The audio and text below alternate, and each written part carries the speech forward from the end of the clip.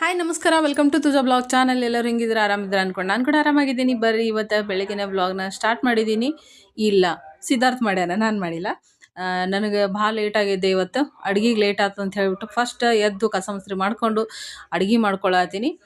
ಬೇರೆ ಯಾವುದೇ ಕೆಲಸ ಮಾಡಿಲ್ಲ, ಅಂಗಳಕ್ಕೆ ರಂಗೋಲಿ ಹಾಕಿಲ್ಲ, ಹೊಸಲು ತೊಳೆದಿಲ್ಲ, ಏನೂ ಮಾಡಿಲ್ಲ. ಫಸ್ಟ್ ಅಡುಗೆ ಮಾಡ್ಕೊಂಡು ಇಂದ್ರ ನೆಕ್ಸ್ಟ್ ಕೆಲಸಗಳನ್ನ ಮಾಡ್ಕೋಬೇಕು. ಇವತ್ತು ಅಮಾವಾಸ್ಯೆ ಇರೋದ್ರಿಂದ ಕೆಲಸಗಳು ಭಾಳ ಇರ್ತಾವೆ. ಹಾಗಾಗಿಬಿಟ್ಟು ತುಂಬ ಲೇಟಾಗಿ ಕೆಲಸಗಳನ್ನ ಮಾಡ್ಕೊಳತ್ತೀನಿ.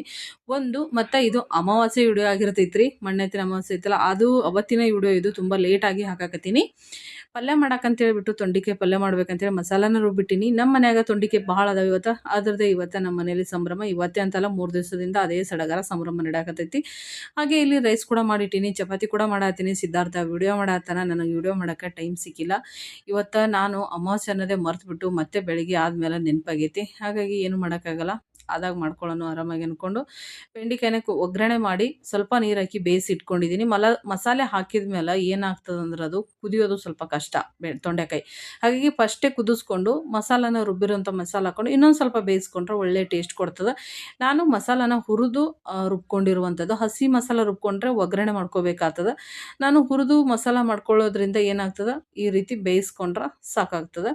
ಹಾಗೆ ಇಲ್ಲಿ ಚಪಾತಿ ಮಾಡ್ಕೊತು ಪಲ್ಯ ಕೂಡ ಮಾಡಿಕೊಂಡೆ ನಾನು ತೊಂಡೆಕಾಯ್ದು. ಯಾಕಂತಂದ್ರೆ ಸಿದ್ಧಾರ್ಥಗೆ ಲೇಟ್ ಆಗ್ತದೆ, ಬಾಕ್ಸಿಗೆ ಹಾಕಿ ಕಳಿಸ್ಬೇಕು. ಹಾಗೆ ಅವ್ರಿಗೆ ಊಟಕ್ಕೆ ಕೂಡ ಬೇಕು. ಹಾಗಾಗಿ ಅದನ್ನು ರೆಡಿ ಮಾಡೀನಿ. ಅದು ಇನ್ನೂ ಸ್ವಲ್ಪ ಬೇಯಕ್ಕತ್ತದ, ಆದರೂ ಲೇಟ್ ಆಗ್ತದೆ ಅಂತ ಹೇಳ್ಬಿಟ್ಟು ಹಾಗೆ ಸಿದ್ಧಾರ್ಥಗೆ ತಾಟಿಗೆ ಕೂಡ ಹಾಕಿಕೊಟ್ಟೆ. ಅವನು ಊಟ ಮಾಡತ್ತಾನೆ. ಹಾಗೆ ಬಿಸಿ ಚಪಾತಿ ಮಾಡ್ತಾ ಕೂಡ ಹತ್ತೀನಿ. ಅವರು ಊಟ ಮಾಡಿಕೊಂಡು ಹೊಂಟ ನೋಡ್ರಿ ಸಿದ್ಧಾರ್ಥಂದು. ಆಯಿತು ಟೈಮ್ ಅವನಿಗೂ 8:30, ಕರೆಕ್ಟ್ 8:30 ಮನೆ ಬಿಟ್ಟರೆ ಬಸ್ ಸಿಗ್ತೈತೆ ಅವನಿಗೆ. ಹಾಗಾಗಿ ಜಲ್ದಿನೇ ಊಟ ಮಾಡ್ಕೊಂಡು ಹೋಗ್ತಾನೆ. ಮುಂಜಾನೆ ಊಟ ಹೋಗಲ್ಲ ಅಂತ ಹೇಳ್ತಾರೆ ಮಕ್ಕಳು, ಆದರೂ ಊಟ ಮಾಡಿಸ್ಲೇಬೇಕು. ಯಾಕಂದ್ರೆ ಮಧ್ಯಾಹ್ನ 1 ಗಂಟೆ ತನಕ ಉಪವಾಸ ಇರೋದು ಆಗಲ್ಲ. ಈಗೇನು ಊಟ ಮಾಡ್ತಾರೆ ಮಕ್ಕಳಿಗೆ ಅದೇ ಶಕ್ತಿ ಇರ್ತದೆ. ಹಾಗಾಗಿಬಿಟ್ಟು ಹೊಟ್ಟೆ ತುಂಬ ಮಕ್ಕಳಿಗೆ ಊಟ ಮಾಡಿಸ್ಲೇಬೇಕು. ಅವ್ರು ಹೇಳ್ದಂಗೆ ಕುಣಿಬಾರ್ದು, ನಾವು ಹೇಳ್ದಂಗೆ ಅವ್ರನ್ನ ಕುಣಿಸ್ಬೇಕಷ್ಟೇ, ಮಕ್ಕಳಿರೋವರೆಗೂ ಅಷ್ಟೇ. ಯಾಕಂದ್ರೆ ಮಕ್ಕಳಿಗೆ ಈಗೇನು ಊಟ ತಿಂತಾರೆ ಅದೇ ಶಕ್ತಿ ಇರ್ತದೆ. ಅದ್ರ ಸಲುವಾಗಿ ಅವನಿಗೆ ಅದಷ್ಟು ಊಟ ಮಾಡಿಸಿ ನನ್ನ ಚಪಾತಿ ಎಲ್ಲ ಮುಗೀತು. ಇನ್ನೊಂದು ಸ್ವಲ್ಪ ಹಿಟ್ಟು ಉಳಿದೈತೆ, ಅದು ಹಿಟ್ಟಿಂದ ಎತ್ತಿಟ್ಬಿಡ್ತೀನಿ. ಯಾಕಂದ್ರೆ ಮ್ಯಾಲಿನವ್ರಿಗೆ ಚಪಾತಿ ಮಾಡಿಕೊಡ್ಬೇಕ್ರಿ. ಅವ್ರಿಗೆ 12 ಗಂಟೆಗೆ ಊಟ ತಗೋತಾರಲ್ಲ, ಈಗೇ ಮಾಡಿಟ್ಬಿಟ್ಟೆ ಅಂದ್ರೆ ತಣ್ಣಗಾಗಿಬಿಡ್ತಾವೆ ಚಪಾತಿ. ಹಾಗಾಗಿ ಹಿಟ್ಟು ಎತ್ತಿಟ್ಬಿಟ್ಟು ಅವ್ರಿಗೆ ಬೇಕಾದಾಗ ಮಾಡಿಕೊಟ್ಟನಂದ್ರೆ ಬಿಸಿ, ಅವ್ರಿಗೆ ಕೂಡ ಬಿಸಿ ಊಟ ಮಾಡಲಿ. ಪಾಪ ದುಡ್ಡು ಕೊಟ್ಟು ರೊಕ್ಕ ಊಟ ತಗೋತಾರೆ. ಹಾಗೆ ತಣ್ಣಂದು ಅಂಥದ್ದು ಇಂಥದ್ದು ಊಟ ಚೆಂದ ಅಲ್ಲ. ಅದಕ್ಕಾಗಿ ಬಿಸಿ ಚಪಾತಿನೇ ಮಾಡಿಕೊಟ್ರೈತೆ ಅಂತ ಹೇಳಿಬಿಟ್ಟು ಆ ಹಿಟ್ಟನ್ನು ಎತ್ತಿಟ್ಟು, ಎಂಥ ದೊಡ್ಡ ಪುಟ್ಟ ಹಿಟ್ಟನ್ನ ಅದೀನಿ ನೋಡ್ರಿ ನಾ. ಯಾಕಂತಂದ್ರೆ ಎಲ್ಲರಿಗೂ ಚಪಾತಿ ಆಗಬೇಕಲ್ಲ, ಅದಕ್ಕೆ ಈ ಸದ ಸ್ವಲ್ಪ ಉಳಿತಲ್ಲ, ಹಾಗಾಗಿ ಎಲ್ಲ ಎತ್ತಿಟ್ಟಿನಿ. ಈ ಸದ್ದ ನನ್ನ ಮನೆ ಅವತಾರ ನೋಡ್ರಿ ಯಾವ ರೇಂಜಿಗೆ ಆಗೈತೆ ಅಂತ ಹೇಳ್ಬಿಟ್ಟು. ಎಷ್ಟೇ ಬಾಂಡೆ ತೊಳಿರಿ, ಎಟ್ಟೆ ಮಾಡಿರಿ, ಇಟ್ಟು ಹೊಲಸಾಗಿರ್ತೈತಿ. ಈಗ ಸಿದ್ಧಾರ್ಥ ಹೋದ್ನಲ್ರಿ, ನಂದು ಕೆಲಸ ಮುಗೀತು. ನಾನು ಮನೆ ಕೂಡ ಎಲ್ಲ ಕ್ಲೀನ್ ಮಾಡಿಕೊಂಡೆ. ಜಲ್ದಿ ಮನೆ ಎಲ್ಲ ಒರೆಸಿ ಗುಡಿಸಿ, ಗ್ಯಾಸ್ ಕಟ್ಟೆಲ್ಲ ಒರೆಸಿ, ಬಾಂಡೆ ಎಲ್ಲ ತೊಳೆದು ಎಲ್ಲ ಸ್ವಚ್ಛಗೆ ಮಾಡಿಕೊಂಡೆ. ಅರಿಶಿನ ಉಪ್ಪು ಹಾಕಿ ಮನೆ ಒರೆಸ್ಕೊಳ್ಳೋದ್ರಿಂದ ಮನೆ ಹೊಳಪು ನೋಡ್ರಿ ಹೆಂಗಿರ್ತೈತಿ. ನಿಜವಾಗ್ಲೂ ನನಗೆ ತುಂಬಾ ಇಷ್ಟ. ಹಾಗೆ ತುಂಬಾ ಖುಷಿ ಆಗ್ತದೆ. ಇಷ್ಟೆಲ್ಲ ಕ್ಲೀನ್ ಮಾಡ್ಕೊಂಡಿದ್ದಾಯಿತು. ಇದು ಎಲ್ಲ ಕ್ಲಿಯರ್ ಆಯಿತು. ಇನ್ನು ಅಂಗಳಕ್ಕೆ ರಂಗೋಲಿ ಹಾಕಬೇಕು. ಅಂಗಳಕ್ಕೆ ರಂಗೋಲಿ ಹಾಕ್ಬೇಕಂದ್ರೆ ನನ್ನ ಟೈಮ್ ನೋಡ್ರಿ ಎಷ್ಟಾಗೈತಿ, 9:30 ಟೈಮ್ ಆಗೈತಿ. ಈ ಟೈಮಲ್ಲಿ ನಾನು ಇನ್ನು ಅಂಗಳಕ್ಕೆ ರಂಗೋಲಿ ಹಾಕಿ ನಾನು ಜಳಕ ಮಾಡಿ ಬಂದು ಪೂಜೆ ಮಾಡ್ಕೊಳಕ್ಕೆ ರೆಡಿ ಮಾಡ್ಕೋಬೇಕು. ಬರೀ ಈಗ ಫಸ್ಟ್ ಒಂದು ರಂಗೋಲಿ, ಚಿಕ್ಕದಾಗಿ ಒಂದು ರಂಗೋಲಿ ಹಾಕೋಣ. ನಾನು ಪ್ರತಿ ಸತಿ ಹೇಳ್ದಂಗೆ ನನಗಂತೂ ರಂಗೋಲಿ ಹಾಕಕ್ಕೆ ಬರಲ್ಲ, ಆದರೂ ಹಾಕೋದಂತೂ ಬಿಡಲ್ಲ. ಹಾಗೆ ಪ್ರತಿದಿನ ಒಂದೊಂದು ಹೊಸದು ರಂಗೋಲಿಗಳನ್ನ ಹಾಕ್ತಾ ಇರ್ತೀನಿ. ಹಾಗೆ ಡೈಲಿ ಒಂದು ಹೊಸ ಅಡುಗೆನ ಕಂಡುಹಿಡಿತೀನಿ. ಡೈಲಿ ಒಂದೊಂದು ಹೊಸ ರಂಗೋಲಿನ ಕಂಡುಹಿಡಿತೀನಿ, ನನ್ನದೇ ಆದ ಒಂದು ಶೈಲಿಯಲ್ಲಿ. ಅದ್ಭುತ ಕಲೆ ಅಂತಾರೆ ಹೇಳ್ಬೋದು. ನಾನು ಹಾಕೋ ರಂಗೋಲಿಗಳನ್ನ ನೋಡಿಬಿಟ್ರೆ ನೀವೇ ಶಾಕ್ ಆಗಿಬಿಡ್ತೀರ. ಏನಿಲ್ಲ ಬಿಡ್ರಿ, ನಮ್ಗೆ ನಾವೇ ಚಂದ ಅನ್ಕೋಬೇಕಷ್ಟೇ ಅಲ್ವಾ. ಇನ್ನೇನು ಮಾಡೋಕ್ಕಾಗುತ್ತೆ, ನಮ್ಗೆ ಎಷ್ಟು ಬರುತ್ತೋ ಅಷ್ಟೇ ಹಾಕ್ಕೊಂಡು ಅಷ್ಟರಲ್ಲೇ ಖುಷಿ ಪಡಬೇಕಷ್ಟೇ. ನಾನು ಬರೋವಂಥ ರಂಗೋಲಿ ನಾನು ಹಾಕ್ಕೊಂಡೆ ನೋಡಿರಿ. ಪೂಜೆ ಎಲ್ಲ ಮುಗೀತು, ಜಳಕ ಮಾಡ್ಕೊಂಡು ಪೂಜೆ ಎಲ್ಲ ಮಾಡಿದೆ. ಇಷ್ಟು ಮಾಡೋಕ್ಕೆ ಟೈಮ್ ಭಾಳ ಆಗೋಯ್ತು. ಏನು ಮಾಡೋಕ್ಕಾಗಲ್ಲ, ಪರಿಸ್ಥಿತಿಯಿಂದ ಹೋಗೋದು ಅಷ್ಟೇ. ಬರೀ ಪೂಜೆ ಹಂಗಾಗ್ಯದಂತ ನೋಡೋಣ. ಇವತ್ತು ಅಮಾವಾಸ್ಯೆ ಪೂಜೆ. ಊರಾಗ ಮಣ್ಣೆತ್ತಿನ ಅಮಾವಾಸ್ಯೆ ಅಂದ್ರೆ ಮಣ್ಣೆತ್ತು ಕೊಡ್ತಾರೆ, ಪೂಜೆ ಮಾಡ್ತಾರೆ. ಭಾಳ ಚಂದ ಊರ ಕಡೆ ಎಲ್ಲ ಮಣ್ಣೆತ್ತಿನ ಅಮಾವಾಸ್ಯೆ ಅಂದ್ರೆ ಭಾಳ ಚಂದ ಪೂಜೆ ಮಾಡ್ತಾರೆ. ಅದ್ರಲ್ಲಿ ನಾವು ಸ್ವೀಟಾಗಿರೋದ್ರಿಂದ ಅದೆಲ್ಲ ಮಾಡೋಕ್ಕಾಗಲ್ಲ. ಆಮೇಲೆ ಅದೆಲ್ಲ ಸಿಗೋದು ಇಲ್ಲ ಇಲ್ಲಿ. ಬರೀ ನಾವು ಪೂಜೆ ಹೆಂಗೆ ಮಾಡಿವಿ ಅಂತ ಸಿಂಪಲ್ಲಾಗಿ ತೋರಿಸ್ತೀವಿ. ಇದು ಅಂತೂ ಮಾಮೂಲಿ ಅಮಾವಾಸ್ಯೆ ಟೈಮಲ್ಲಿ ದೀಪ ಹಚ್ತೀನಿ. ಈ ರೀತಿ ದೀಪ ಎಲ್ಲ ಹಚ್ಚಿ ಪೂಜೆ ಮಾಡ್ಕೊಂಡಿದ್ದೀನಿ. ಮತ್ತು ಇಲ್ಲಿ ದೇವ್ರ ಪೂಜೆ ಈ ಥರ ನೈವೇದ್ಯ ಎಲ್ಲ ಮಾಡ್ಕೊಂಡೆ. ಹೋಳಿಗೆ ಮಾಡಲಿಲ್ಲ. ಯಾಕೆ ಹೋಳಿಗೆ ಮಾಡಲಿಲ್ಲಪ್ಪ ಅಂದ್ರೆ ಮೊನ್ನೆನೇ ಹೋಳಿಗೆ ಮಾಡಿದ್ವಿ. ಅದೇ ಮಣ್ಣೆತ್ತು ತೊಗೊಂಬಂದು ಅದೆಲ್ಲ ಪೂಜೆ ಮಾಡಿದ್ರೆ ಮಾಡೋಕ್ಕೊಂಥರ ಚಂದ. ದೇವ್ರ ಪೂಜೆ ಅಷ್ಟೆಲ್ಲ ಹಂಗಾಗ್ಬಿಟ್ಟು ಈ ರೀತಿ ಪೂಜೆನ ಮಾಡೀನಿ. ಬಾಳೆಹಣ್ಣು ಶಾವಿಗೆ ನೈವೇದ್ಯನ ಹಿಡ್ದೀನಿ ಅಷ್ಟೆ ನೋಡ್ರಿ.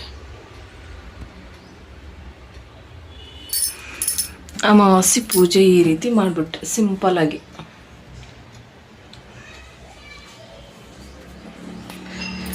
ಮತ್ತು ನಮ್ಮದು ಈ ಕಡೆ ಸಾಂಬಾರು ಕೂಡ ಕುದ್ದು ರೆಡಿ ಆಗೈತಿ. ನಂಗೆ ಹುಳಿ ಸಾರು ಭಾಳ ಇಷ್ಟ, ಹಂಗಾಗಿ ಅದು ರೆಡಿ ಐತಿ. ಶಾವಿಗೆ ಬಸ್ತೀನಿ, ಅರ್ಧಂಬರ್ಧ ಮಾಡೀನಿ. ಪೂಜೆ ಆದಮೇಲೆ ಎಲ್ಲ ಮಾಡ್ಕೋಬೇಕಂತೇಳಿ ಇದಕ್ಕೆ ನಾನು ನೀರಾಕಿ ಬಸಿಬೇಕು. ಇಲ್ಲ ಹಾಲು ರೆಡಿ ಅದಾವು, 2 ಹೂವು ಉಳ್ದವು, ನಾನು ಇಟ್ಕೋಬೇಕು ಅಂತ ಇಟ್ಕೊಂಡಿನಿ. ಈ ಕಲರು ಸ್ವಲ್ಪ ಇಷ್ಟ ನನಗೆ ತಲೆಗೆ ಇಟ್ಕೊಳಕ್ಕೆ, ಹಾಗಾಗಿ ಇಟ್ಕೋತೀನಿ. ಓಕೆ, ಪೂಜೆ ಎಲ್ಲ ಮುಗೀತು. ಇನ್ನೇನು ಕೆಲಸ, ನಾಷ್ಟ ಮಾಡೋ ಕೆಲಸ. ಟೈಮ್ ಭಾಳ ಆಗೈತಿ, ಆಲ್ರೆಡಿ 11 ಆಯಿತು. ನಾನು ಪೂಜೆ ಎಲ್ಲ ಮುಗಿಸೋಷ್ಟರಲ್ಲಿ ಬರೀ ಊಟ ಮಾಡೋಣಂತೆ. ಊಟ ಮಾಡಿಬಿಡೋದು, ನಾಷ್ಟ ಏನೂ ಮಾಡಲ್ಲ. ನಾಷ್ಟ ಕೇಳಕತ್ರ ಬಂಡ ಸುಸ್ಲ ಮಾಡಂತೇಳಿ, ಆದ್ರೆ ನಾ ಈ ಸದ್ದು ಅದೇನು ಮಾಡಲ್ಲ. ಯಾಕಂತಂದ್ರೆ ನನಗೆ ಈ ಸದ್ದು ಹಸುವಾಗೈತಿ, ನಾಷ್ಟ ಅಂದ್ರೆ ಇಷ್ಟ ಇಲ್ಲ. ನಿಮಗೆ ಒಂದು ನಿಮಿಷ ಹೇಳಿಲ್ಲ ನೋಡ್ರಿ, ನಮ್ಮನ್ನ ತೊಟ್ಟಲ್ಕಾಯಿ ಹೊಡೆದೈತಿ. ಇನ್ನೂ ಯಾರು ತೊಟ್ಲ ಕಟ್ಟೋರದಾರ ಗೊತ್ತಿಲ್ಲ.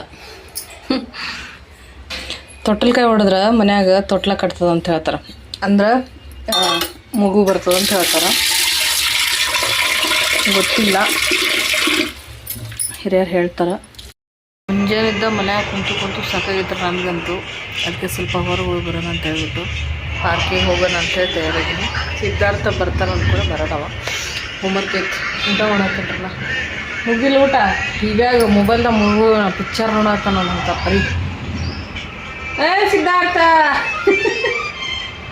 ಯವ್ವ ಅಡವೆ ಕಡ್ದಂಗೆ ಆಯ್ತಲ್ಲ ನೋಡ್ರಿ. ಎಷ್ಟು ಟಿ ವಿ ನೋಡ ಹಮ್ಲ, ಮೊಬೈಲ್ ಪಿಕ್ಚರ್ ನೋಡೋದು. ಯಾವ್ದು ಡಪಾರ್ಕ ಏನೋ ಹೇಳ್ದೆ ಹೆಸರು. ಓಕೆ ರೀ, ನಾನು ಪಾರ್ಕಿಗೆ ಹೋಗಿ ಬರ್ತೀನಿ. ಪಾರ್ಕಿಗೆ ಹೋಗಿ ಬಂದಮೇಲೆ ಚಹಾ ಮಾಡೋದು. ಸ್ವಲ್ಪ ಹೊರಗಿನ ವಾತಾವರಣನೇ ಇರಬೇಕು, ಮೈಂಡ್ ಫ್ರೆಶ್ ಆಗ್ತದೆ. ಮನ್ಯಾಗ ಕೂತು ಹೆಂಗಾಗೇನಂತಂದ್ರೆ ಗೂಡ್ರು ಗುಮ್ಮಿ ಹೆರಡಂಬಿ ಎಲ್ಲ ಆಗ್ಬಿಟ್ಟಿದ್ದು ನಾನು. ಅದಕ್ಕಾಗಿ ಸ್ವಲ್ಪ ತಿರುಗಾಡೋದು ಒಂಥರ ಸುಸ್ತಾಗ್ತದೆ. ಆದರೂ ಸ್ವಲ್ಪ ಅಲ್ಲಾದರೂ ಹೋಗಿ ಕೂತ್ರೆ ಒಂದು ಸ್ವಲ್ಪ ಮೈಂಡ್ ಫ್ರೀ ಆಗ್ತದೆ. ಮಕ್ಕಳು ಆಟ ಆಡೋದಾಗಲಿ, ಎಲ್ಲರೂ ಓಡಾಡೋದು, ಸ್ವಲ್ಪ ನಾನು ಓಡಾಡಿಕೊಂಡು ಆರಾಮಾಗಿರ್ಬೋದು. ನೋಡೋಕೆ ಹೆಂಗೆ ಕಾಣ್ತೈತ್ರಿ. ನಿನಗೇನಾಗೈತಿ ದಾಡಿ ಬೇಕಾದಂಗೆ ಇದೆಯಲ್ಲ ಅಂತಿರಲಿಲ್ಲ.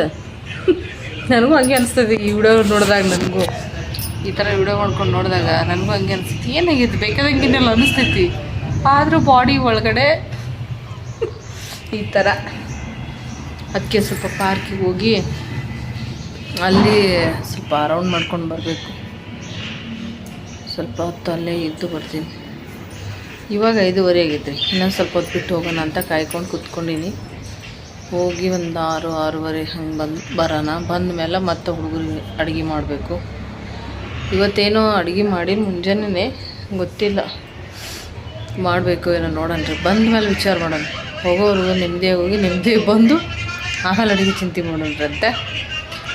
ಓಕೆ, ನಾನು ಹೋಗಿ ಪಾರ್ಕಿಗೆ ಹೋಗಿ ಬಂದು ಇವನು ಕರ್ಕೊಂಡು ಹೋಗ್ತೀನಿ. ನಮ್ಮ ಪಾರ್ಕ್ ಸ್ವಲ್ಪ ತೋರಿಸ್ತೀನಿ. ಮೊನ್ನೆ ಸ್ವಲ್ಪ ವಿಡಿಯೋ ಮಾಡಿದ್ದೀನಿ. ನಮ್ಮ ನಾದಿನಿಯವ್ರು ಬಂದಾಗ ಎಲ್ಲ ಒಂದು ತುಣುಕೈತೆ. ಅದು ಲೆಂತ್, ಈ ವಿಡಿಯೋ ಲೆಂತ್ ಆಗಿಲ್ಲ ಅಂದ್ರೆ ಅದು ಇದ್ರೊಳಗೆ ಸೇರಿಸ್ತೀನಿ. ಇದೇನಾದರೂ ಲೆಂತ್ ಆಯಿತು ಅಂದರೆ ಆ ವಿಡಿಯೋ ಕ್ಯಾನ್ಸಲ್ ಮಾಡ್ತೀನಿ.